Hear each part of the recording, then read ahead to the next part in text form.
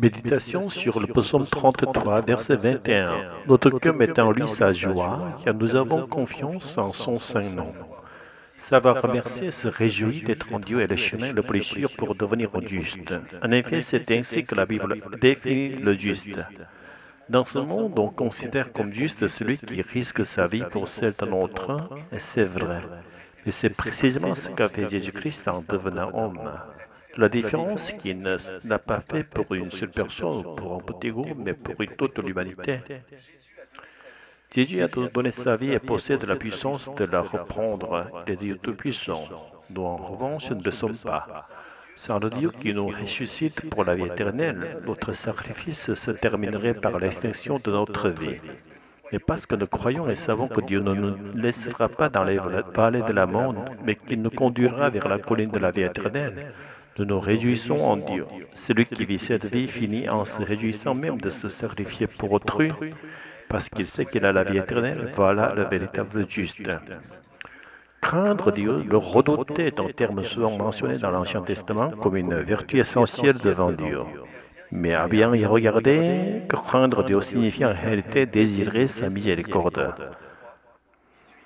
L'Éternel veille sur ceux qui le craignent, sur ceux qui espèrent en sa bonté.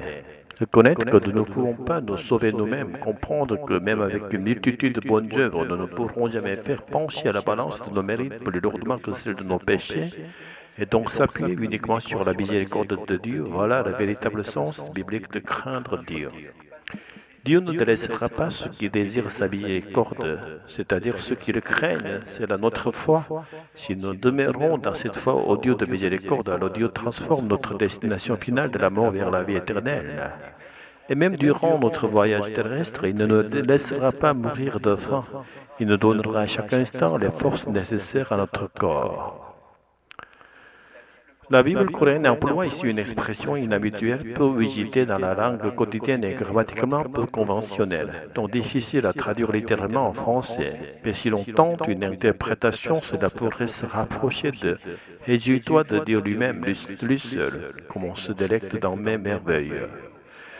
L'hébreu original cependant précise qu'il faut se réjouir en Dieu. Autrement dit, il s'agit de se réjouir d'être l'objet de sa miséricorde, de devenir, par sa grâce, un être destiné à la vie éternelle.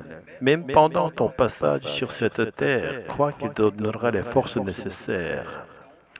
Donc ne t'inquiète pas, réjouis-toi simplement, et enfin réjouis-toi non pas à cause de la sécurité de ce monde ni à cause de la vie éternelle, mais uniquement à cause de Dieu lui-même, qui donne toutes choses. C'est cette dernière idée que la vision coréenne de la Bible exprime de manière peut-être grammaticalement inhabituelle, et qui transmet idéalement le cœur du message.